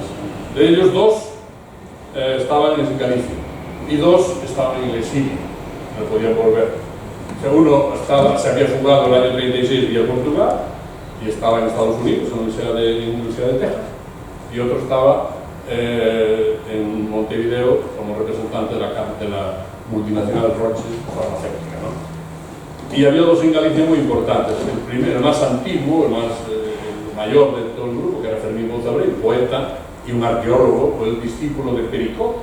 Cuando Luis Pericot estuvo solo un año, pero fue uno de los discípulos aventajados de Pericot en la Universidad de Santiago, y el otro era Figuera Valverde, que era un todoterreno, que lo mismo servía para el Tribunal de Menores que para escribir un texto sobre la Cantiga 103 los 300 años que quedó dormido era de mentira, viviendo la belleza del valle que estaba viendo, que estaba contemplando, ¿no? Bueno, entonces lo que trataron de hacer es incorporar a la mayor parte de los miembros del seminario que aceptasen. Y se dijeron incluso a los que pensaban que no podían aceptar. Y aquí tuvieron un éxito bastante grande en la parte de los ex-seminaristas más jóvenes y un rechazo de los más veteranos. El grupo de la Federación Norte, de la revista Norte de Urense, Otero Pedral, Vicente Risco y Cuevillas y algunos más, rechazaron. Pero rechazaron por dignidad, no rechazaron por discrepancias ideológicas. Risco había publicado desde el año 36 en la revista Misión, siempre en castellano. Había presidido la procesión para reponer el crucifijo en la escuela normal. No era en absoluto sospechoso. Otero Pedrayo estaba depurado por una de esas razones de los regímenes dictatoriales, sobre todo, que unos hacen una cosa y otros hacen otra, ¿no? Pero al propio tiempo que estaba depurado, publicaba en el periódico Nueva España, en San Sebastián, con Segovia. Entonces, hay como una doble vida, ¿no? Es decir, que ellos mismos pensaban, si dicen que no Otero, les explicaba que estaba sin cátedra, estaba separado de su cátedra distinta. Le ofrecían, porque era compañero, y Mayer Martín había sido compañero de oposiciones, una cátedra en otro sitio, donde quisiera. Dice, no, a mí me habéis separado de la cátedra de Orense y tiene que ser en Orense donde muere, si no, no muere. Y estuvo así 11 años. Así que eso muestra su propia posición personal. Pero, al propio tiempo, era un hombre católico, un galeguista, no había estado en la recta galeguista, pero casi, no formó parte del pacto con el Frente Popular, no le gustaba a la política religiosa de la República, en fin, cumplía todos los requisitos para ser una persona reciclable en el nuevo estación, pero no. De modo que estos 3 de Orense quedaron fuera. Y luego os contaré un pequeño conflicto que hubo por esta razón, que muestra cuánto de próximo y al propio tiempo de distantes que estaban estas 2 fracciones de este regionalismo cultural. De modo que, como decía una carta que no tiene autor, pero que está publicada en los fondos del Seminario de Estudios Galegos y luego del del Instituto Padre Sarmiento, sucede una cosa muy extraña, y es que, por ejemplo, la Academia Gallega, que sufrió también los embates del nuevo régimen, sobrevivió ralentizando, muy apagada, pero pudo incorporar a mucha gente nueva para ocupar las vacantes por exiliados o por muerte, y ahí aceptó muchos ex-seminaristas. Y la Academia hizo una ceremonia conjunta de unos, eran como 12, pero recordar, 12 nuevos académicos de una tacada. Y, paradojas de la vida, solo hay un discurso de ingreso en nombre de todos, año 42, para el info de la Universidad de Santiago, presidido por el rector. No Otero Pedraño y muchos otros que estaban vivos, pero no aceptan eso. ¿Y quién pronuncia el discurso? Estaba predestinado que debía ser Filgueira, y no lo fue. Fue Bouza, Fermín Bouza, poeta Bouza, el que había sido fundador del seminario de los galegos, que estaba en una posición aparentemente más distante del régimen, pero es el que más colabora para incorporarse a las nuevas instituciones. Sí. A las cosas suceden a veces inesperadamente, ¿no? Bueno, entonces tenemos que en los años 40 la academia se apaga. Hay un presidente regionalista que viene ya de los tiempos del siglo XIX, era un abogado de Coruña, y hay una renovación de la academia que, con muchos ex-seminaristas, no todos, con eruditos locales, pero la academia ni usa el gallego en sus sesiones, ni publica apenas nada, el boletín pues, es muy espaciado, y tardó mucho tiempo, hasta los años 60, en poder recuperarse para ser una academia digna de tal nombre. Y proceder, por ejemplo, a hacer unas normas para el uso del gallego, ortografía, morfología. Bueno, el Instituto de Estudios Gallegos Padre Sarmiento empieza a funcionar, por tanto, como una alternativa no solo al seminario, sino también una alternativa a la propia universidad, en el fondo. Porque gran parte de sus trabajos son de ámbitos que tienen que ver con los estudios de letras, es decir, arqueología, filología, literatura, historia del arte especialmente, claro, quizá porque Cantón era catedrático de historia del arte, y esto es lo que cuenta en gran medida durante muchos años la revista, que todavía sigue viva, se llama Cuadernos de Estudios Gallegos. Esta Cuadernos de Estudios Gallegos es fundada, aparece en el año 46, un poco cuando tiene ya sede el Instituto de Estudios Gallegos, y como resultado de esta, lo que en algún momento Sancho Cantón denominó táctica sinuosa, es decir, dejar que otros hagan lo que nosotros queremos que se haga. Una carta a Filgueira que le dice: estuve con Alvareda, y Alvareda me cuenta que estuvo con el ministro, y el ministro iba dando nombres y pautas de lo que había que hacer, y todo coincidía con lo que nosotros queremos que se haga. Cielos, un milagro. Bueno, son los pactos que hay en cualquier situación. Ahora, para no alargarme mucho más con este Instituto de Estudios Gallegos, daré solo dos pinceladas sobre dos sucesos un poco coetáneos y que tienen su importancia. Una es que de forma paralela crea una editorial que se llama Bibliófilos Gallegos, que en su nombre ya está dado el mensaje, pero que es una forma de captar a gente muy diversa, de la buena sociedad, pero también con una sensibilidad hacia Galicia, para que apoye el proyecto. Y están algunos banqueros, no Barría de la Maza, que se estaba haciendo los embalses con Franco, pero sí banqueros locales, algunos empresarios con una tradición galleguista, y estaban anticuarios y gente de este estilo. Y hacen una editorial que se llama Bibliófilos Gallegos, que quería publicar libros de arte, libros de Biblioteca de Galicia y algunas enciclopedias. Y lo logró en cierto modo.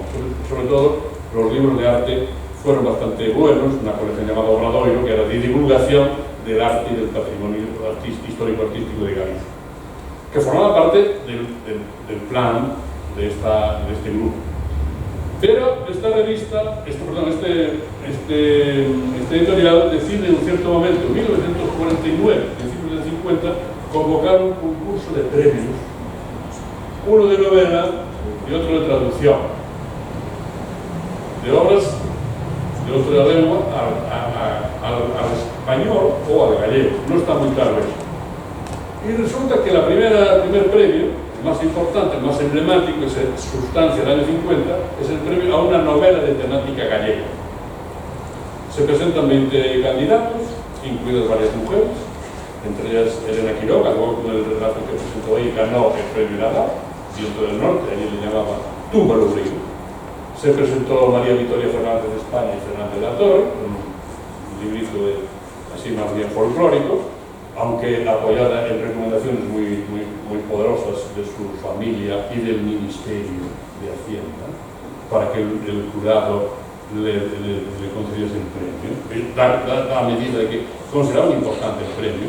Y se presenta un antiguo teniente del ejército republicano que fue condenado a largos años de cárcel, un Jaime, luego fue liberado, ganó la vida en Ferrol dando clases particulares, llamado Ricardo Carvalho Carrera, que había sido uno de los miembros más brillantes, de los jóvenes, del seminario de Turul de Vega. Y se presenta con una novela en gallego, que es una novela tipo teriana, es una evocación de sucesos del mundo rural, de la hidalguía o fidalguía galega del siglo XIX, con un jurado que parece que estaba puesto para que él ganase, pero lo ponía bibliófilos y este grupo de Filgueira y de Cantón. Lo presidía Cabanillas, estaba Fernández Riego, estaba un socialista que había hecho la guerra con la República, Raimundo García Domínguez Boromó, y dos que eran del régimen.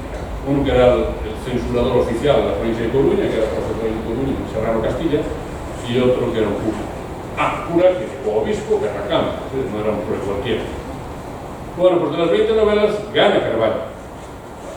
Y el siguiente premio lo gana Piñeiro, una traducción de un cancionero de poesía celta. Es decir, que en una institución y un proyecto que estaba basado en una especie de regionalismo sano y bien entendido, premia a uno que había estado haciendo la guerra con el bando republicano, que había sido teniente o capitán incluso, era de los consillistas que habían atrapado en Madrid en el año 36, que estaba depurado incluso sin trabajo oficial, y a otro, el Piñeiro, que era un expresidiario, que había estado 3 años en la cárcel después de haber ido a París a negociar la entrada de Castelao en el gobierno de la República. Es decir, que algo estaba cambiando, pero no se sabía muy bien en qué dirección. El otro aspecto que quería señalar era digamos, un conflicto que se suscitó a fines de los 40, en el que están incluidos los miembros del exilio y estos de Sánchez Cantón y otros que están concluyendo este nuevo programa cultural. Y fue con motivo del encargo que le hizo Castelao cuando ya estaba muy enfermo a Ramón Otero Pedrayo, que fue a Buenos Aires a inaugurar las llamadas jornadas patrióticas del Centro Gallego de Buenos Aires. Le pidió que tenía que dirigir una gran historia de Galicia, porque se había hecho etnografía, se había hecho literatura, pero no estaba hecha la historia. Y Castelao consideraba que eso era fundamental. Se dieron un gran abrazo de despedida, llorando los dos. Y Otero Pedrayo regresó con esa petición. En el barco ya describió al mecenas que la iba a soportar, que era Manuel Puente, que era el que soportaba el Consejo de Galicia en Buenos Aires, y empieza a trabajar en esa idea. Y hasta aquí, que de forma paralela, cuando empieza a escribir a sus amigos de Galicia, que muchos estaban con el grupo Filgueira, descubren que hay otro proyecto apoyado por el grupo Filgueira y Cantón, que se llama Galicia Histórica. Entonces, uno es Historia de Galicia y otro Galicia Histórica. Y al final se mantienen los dos vivos, pero los dos inconclusos, lo cual es una muestra de cómo se permean los grupos culturales. propio Otero dice, bueno, casi todos somos los mismos, ¿por qué no aceptáis esto? Después ya haréis vosotros el manual ese de Galicia histórica. ¿Cuál era el problema? El problema era el control de la hegemonía cultural. O se hace en Sarmiento, o se hace por mandato del exilio y del renegado de Castelao. Y con republicanos que están pagando esto. Y dos más, y otra cosa más. Vosotros la vais a hacer en gallego y nosotros la hacemos en castellano. Si no se hace esa lengua, no tenemos que saber. Porque el público demanda que se haga en castellano. Entonces, al mismo tiempo, premia una novela en gallego y promueve una Galicia histórica que sería en castellano, pero que nunca se publicó como tal hasta la transición democrática. La publicó un banco con la Fundación María de la Maza a partir del año 37 en volúmenes sucesivos. En fin, que esto nos lleva, por tanto, a que existen mutaciones, convergencias, algunos disensos, búsquedas de espacios de acuerdo entre una minoría que se considera como representante de la cultura que había que lograr mantener, etc., ¿no?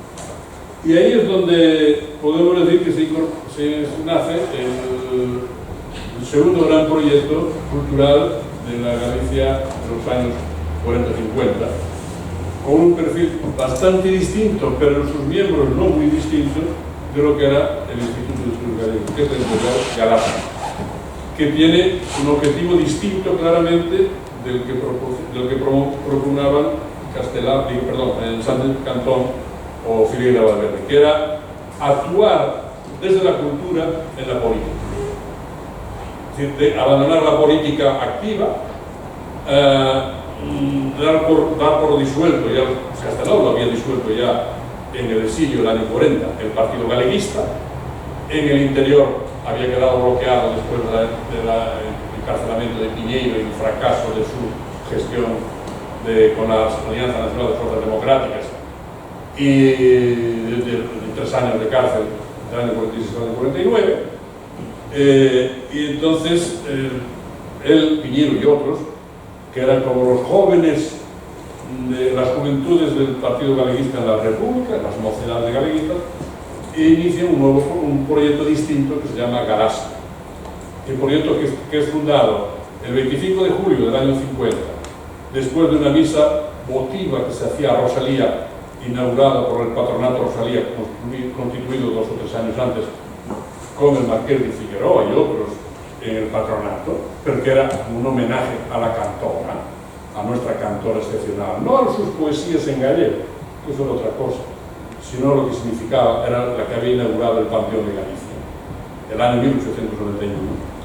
Pues en ese mismo día se constituye la Editorial Galaxia. ¿Con quién? Con gente que venía del antiguo Partido Galeguista, de las mocedades del Partido Galeguista, algunos jóvenes ya de la situación y algunos empresarios.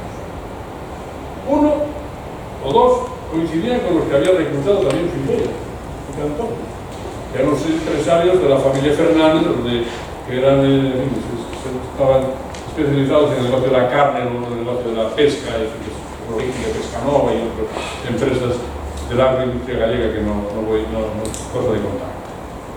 Y así nace la Editorial Galaxia con un matiz, que en la sesión constitutiva está un amigo personal de Castelao, ya muerto Castelao, un miembro del Consejo de Galicia, que viene a contarles cómo había sido la muerte de Castelao, cómo lo habían enterrado, cómo estaba organizado el nuevo Consejo de Galicia, cómo habían editado las Cruces de Pedro de Galicia, estaba promoviendo la propia venta de ese libro de Castelao y participa en el lanzamiento de la Editorial Galaxia.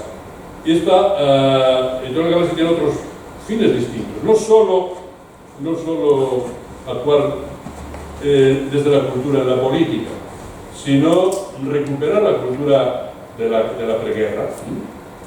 Y en esto fue muy importante el exilio, que le aportó mucho, porque mantuvo relaciones muy estrechas con el exilio. Por ejemplo, Figueira no se escribía con los exiliados. Y Cantón rompió con Castelao, brutalmente, solo haber sido amigo personal. Hace una necrológica en la sección académica de marzo del 50, indigna de un académico como Cantón, porque le niega el pan y la sal por razones políticas. Desconoce, él había sido promotor de la edición del álbum Nos, el año 30. En fin, la guerra hace muchos estragos, ¿no? Pues en fin, que Galaxia trata de recuperar la cultura de la preguerra y traer al exilio a su cauce, especialmente el exilio porteño y de Buenos Aires. Se relaciona mucho y muy intensamente con Luis Seoane, que es una figura esencial. Trata de crear un nuevo canon literario. La Bibliófilos Galega o el Instituto no creaba ningún canon literario. Ellos tenían un proyecto de construir una cultura literaria en gallego. Por eso el triunfo de la novela de Carvalho Guerrero lo consideraron tan esencial, porque realmente mostraba que la literatura estaba definida por la lengua. No solo si la tiene su calidad, que es discutible en este caso, sí por la lengua en que se usa. Por tanto, frente a 19 que usaban el castellano, una que usaba el gallego y fue la que triunfó. De casualidad probablemente, pero fue la que triunfó. Y esto fue la orientación sistemática de Galaxia, hasta donde la censura les permitía avanzar. En tercer lugar, trataron de promover lo que ya promovía en cierto modo bibliófilos, pero mucho más intensamente, que es las ediciones de autores de prestigio y traducciones, dando un golpe de efecto muy importante, traduciendo directamente del alemán, sin haber pasado por el español, a Martín Heidegger. Lo de que fuera Heidegger puede ser casual. Que sea un libro pequeño titulado La esencia de la verdad, pues también. Lo importante es que no estaba en español y ha sido traducido del alemán directamente al gallego. Y esto fue unas sesiones de la editorial Galaxia en sus inicios. Y también, naturalmente, la de crear conciencia nacional a través de la cultura. El diagnóstico de los jóvenes, especialmente de Piñeiro, pero de los demás jóvenes, de las juventudes, es que estaban desarmados. No tenían partido, no tenían un sindicato, no tenían unos apoyos empresariales sólidos, salvo algunos muy concretos. Tenía una sociedad que no vibraba a una llamada nacional, y por lo tanto había que recrear la conciencia nacional. El año siguiente a su creación, en una carta distinta de un viejo galleguista, un miembro del Partido Galleguista, al que le cuentan que un suceso una anécdota que había pasado en una iglesia del interior de Ourense, que dice, llegó un cura y empezó a dar su sermón en gallego. Y los feligreses protestaron. Y hablaban todo gallego. ¿Por qué? Porque el gallego no lo sabía. Parece una explicación un poco extraña, ¿no? Porque si lo sabían, no habría dificultad para entenderlo. Pero era justamente lo contrario, era porque querían que se les hablase una lengua de prestigio, y no una lengua popular, rural o lo que fuera. Eso ya lo sabemos, señor cura. Pues eso quiere decir que había que recrear una conciencia nacional. La apuesta fue bastante fuerte y desde luego bastante discutida. Y sobre todo en la época de la transición, Piñeiro pagó un precio bastante alto por esta apuesta. No vamos a discutir eso, pero sí a decir que la editorial Galaxia fue como el faro de una preocupación por recuperar el ámbito editorial en Galicia, porque con Galaxia al mismo tiempo nacieron 2 o 3 más, y algunas revistas literarias, unas más galleguistas, otras menos. Por ejemplo, nació una editorial en Monterrey en Vigo, que también era de un cierto modo de bibliófilo. Una editorial en Pontevedra, Benito Soto, que era de unos falangistas, pero que publicaban poesías en gallego. Y Galaxia tiene un proyecto más integral. Y esto es lo que creo que le da importancia, poner la lengua en primer lugar. Promovieron mucho el uso de la lengua gallega como lengua literaria, también en el ensayo, no solo en la poesía. E hicieron alguna cosa muy importante, como por ejemplo difundir la persecución a las lenguas no castellanas, pero expresamente el gallego, en algunos foros internacionales, por ejemplo, lo que se ha llamado la batalla de Montevideo. Y la batalla de Montevideo fue denunciar en la reunión de la UNESCO en Montevideo el año 54, con un panfleto escrito en Galicia, pero enviado a los amigos que estaban en Buenos Aires, traducido a varios idiomas y difundido en Montevideo en la sesión de la UNESCO, que tuvo un eco extraordinario. Un eco que además, bueno, la reacción de los delegados españoles, dos de ellos, uno catalán, otro gallego, bastante especiales, Joan Esterric, el catalán, y Manuel Fraile Ibarra, el gallego.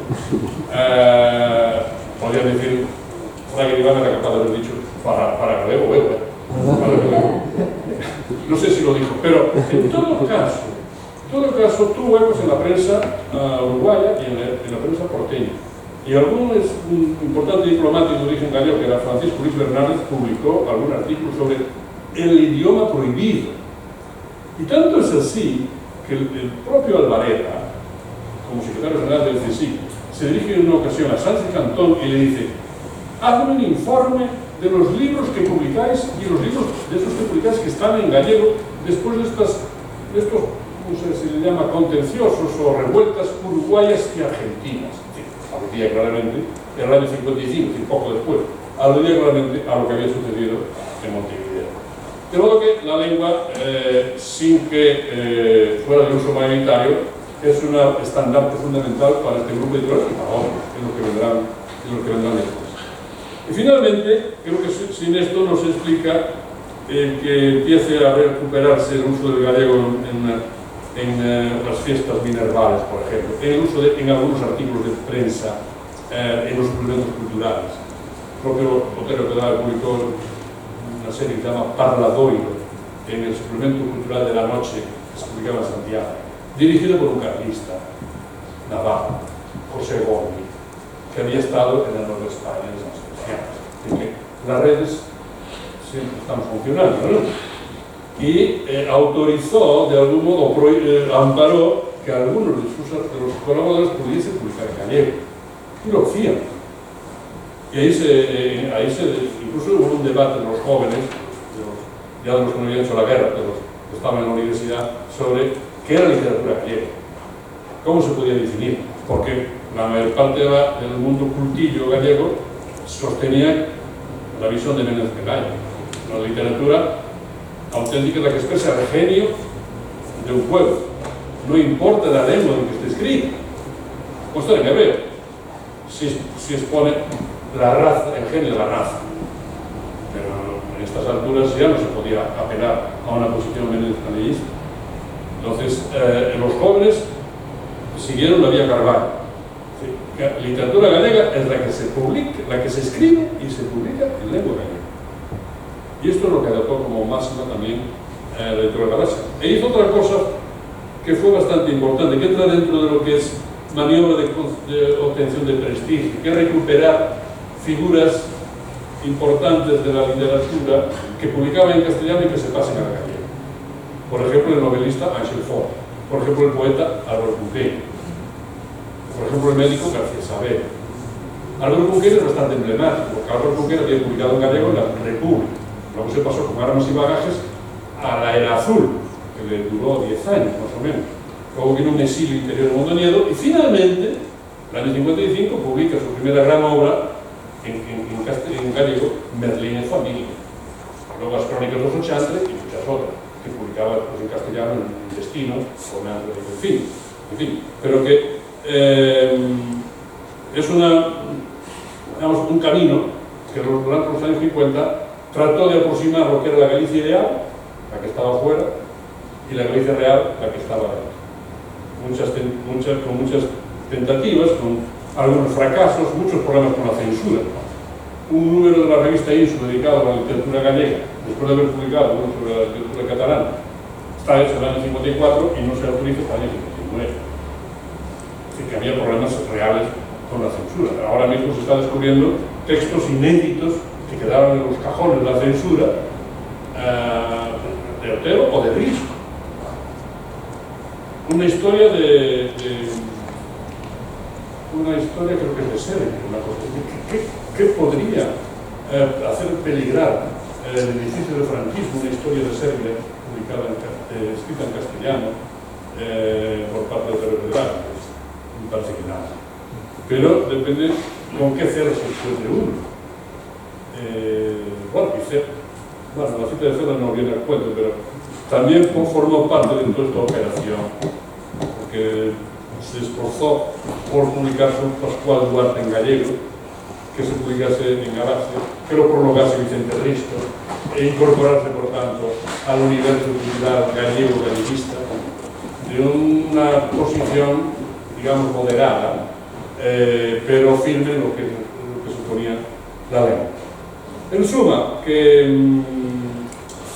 lo que tenemos aquí es una historia de predominio de la cultura sobre la política, pero por las razones que explico en otro lugar, de muchas divergencias internas, pero nunca rupturas totales, de conexiones ambiguas pero sistemáticas con el exilio, y finalmente de recuperación del exilio. Esto ya no me da tiempo a contarlo, pero solo les dejo esto como indicación. El final de este proceso podría entenderse que fue la convergencia del exilio con el interior a través de figuras como Giovanni Díaz Pardo y el papel cultural que desempeñó los grupos Argaderos y Ocasio y los Cortés de Formas de Galicia desde los años 60, que sí tenían como objetivo esencial restaurar toda la riqueza que se había hecho en el exilio en la medida que era la memoria del 36. Giovanni lo repitió muchas veces. Estoy muy contento de lo que estáis haciendo ahí. Hacéis más que nosotros, porque esto significa ser leales con nuestros amigos, los vivos y los inmolados del 36. Los que fueron fusilados, los que fueron perseguidos, los que habían muerto ya. Por eso cuando el primer gobierno de la preautonomía de Galicia, año 78, presidido por un antiguo capitán de las columnas gallegas en la Guerra Civil, que había protegido, entre otros, a Piñero y otros soldados galleguistas en el frente, pero en fin, eso no viene mucho al caso, que había sido presidente de la Diputación de Lugo, que formaba parte de la revista de Economía de Galicia de la Reducción de Galaxia. Fue nombrado por el gobierno presidente de la preautonomía. Y dijo, cuando tomó posesión, dice, os tiempos son chegados, usando un verso del himno gallego. E integró como consejero de Cultura a un amigo galleguista, que era Marino Donegui. Cuando esto, que era a su vez muy amigo de Luis Giovanni. Cuando se entera Giovanni en Buenos Aires, escribe una carta emocionadísima. Dice, eres la única persona realmente valiosa de ese gobierno y la que nos representas a todos nosotros. Todo lo que luchamos, todo lo que sentimos, todo lo que perdimos está ahí. Luego no hizo nada, pero esto lo consta. Tampoco tuvo tiempo, porque la preautonomía no tenía instrumentos, no tenía fuerzas, en fin. Pero es el símbolo. Los gestos en política son más importantes de lo que parecía ser todo. En fin, que esto comprenderán ustedes que Galicia es un país. Muchas gracias por su